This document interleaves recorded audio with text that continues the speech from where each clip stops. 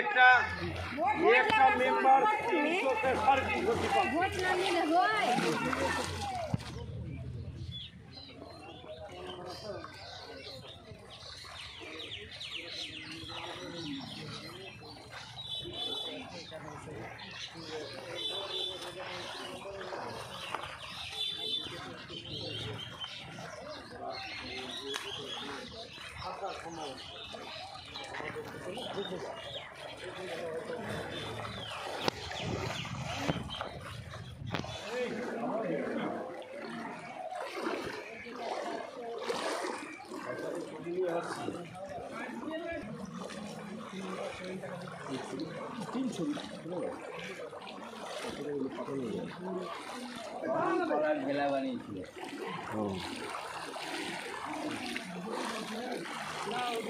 সবার জল আছে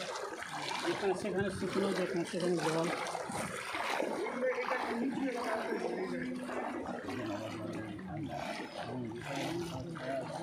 আমরা তো এখনো তো বন্যা করলাম তো আমরা কিছু পাইনি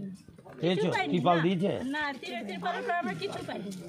ত্রিপাল আমাদের এখানে মেম্বার কে কোন পার্টি বিজেপি না তৃণমূল মেম্বার থেকে নিয়ে গেল বিজেপি ঢালা বিজেপি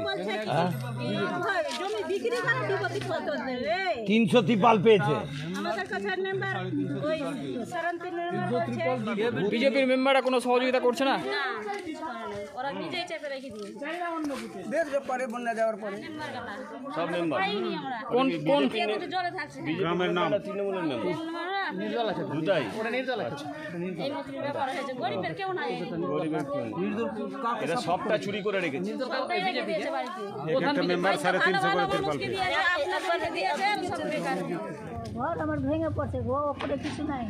বহুদিনের 3-4 হাতে সেনা হয়ে গেছে সব ত্রিপল পেয়েছেন ত্রিপাল পাইনি আর। ত্রিপল পাননি ত্রিপল পেয়েছেন হ্যাঁ না পাইনি ত্রিপল পাননি না কি চাইছেন এখন একটা ত্রিপালের জন্য প্রধানকে তো 5 দিন করলাম তো কইছি তুই আমাকে ভোট দিয়েছো অনেক লোক আর সিপিএমের তো একটা লোককে তিরপালই দেওয়া হয়নি সিপিএমের যটা লোক ছিল একটা লোক তিরপাল পায়নি তারপরে ফ্রন্টের পক্ষ থেকে একটি দল জেলা নেতৃত্বের একটি দল ভূতনির বন্যাপ্লাবিত মানুষের কাছে এসেছি তাদের সমস্ত অভাব অভিযোগ শুনবার জন্য এবং আমরা যে ত্রাণ সংগ্রহ করেছি ইতিমধ্যেই সারা জেলাব্যাপী ত্রাণ সংগ্রহ হচ্ছে আমরা আমাদের দলীয় তহবিল থেকেও কিছু ত্রাণের ব্যবস্থা করে আগামী দিনে ভূতনির এই যে 3টি গ্রাম পঞ্চায়েত হিরানন্দপুর উত্তর চণ্ডীপুর দক্ষিণ চণ্ডীপুর এই 3টি এলাকার মানুষের মধ্যে আমাদের সাধ্যমতো আমরা ত্রাণ বিলি বন্টন করব। এছাড়া ভূতনি এলাকার মানুষ তারা এই বন্যার জল নেমে যাওয়ার পরেও বহু রোগ ব্যাধিতে আক্রান্ত হতে পারেন বলে আমাদের ধারণা। সেই সময়ে যাতে আমাদের কলকাতার যে ডাক্তারবাবুদের team PRC people's relief committee সেই পিআরসিকে আমরা অনুরোধ জানিয়েছি ভূতনি এলাকায় এসে ক্যাম্প করে থাকার জন্য। আমাদের মালদা জেলারও শহরেরও অনেক ডাক্তারবাবু তারা ওষুধ নিয়ে ভূতনি এলাকার মানুষের যে অসুস্থতা যা দাঁড়াবে সেই সময় তাদের যাতে চিকিৎসা করতে পারেন তার ব্যবস্থাও আমরা করব। সেই কারণে আজকে আমরা সরজমিনে ভূতনি এলাকার মানুষের পাশে দাঁড়ানোর জন্য আমরা এসেছি এবং আগামী দিনে যে ভূতনি এলাকার মানুষের দাবি নিয়ে যে লড়াই, এই এলাকা যে প্লাবিত হচ্ছে ভয়ঙ্করভাবে এবং প্রচুর ক্ষয়ক্ষতি হচ্ছে কৃষি এবং ইতিমধ্যেই যে জীবনহানি ঘটেছে, এই সমস্ত কিছু নিয়ে আগামী দিনে যে লড়াই আন্দোলন হবে, রাজ্য সরকার এবং কেন্দ্র সরকার কেউই ভূতনিবাসীর পাশে দাঁড়াচ্ছেন না। ত্রাণের নামে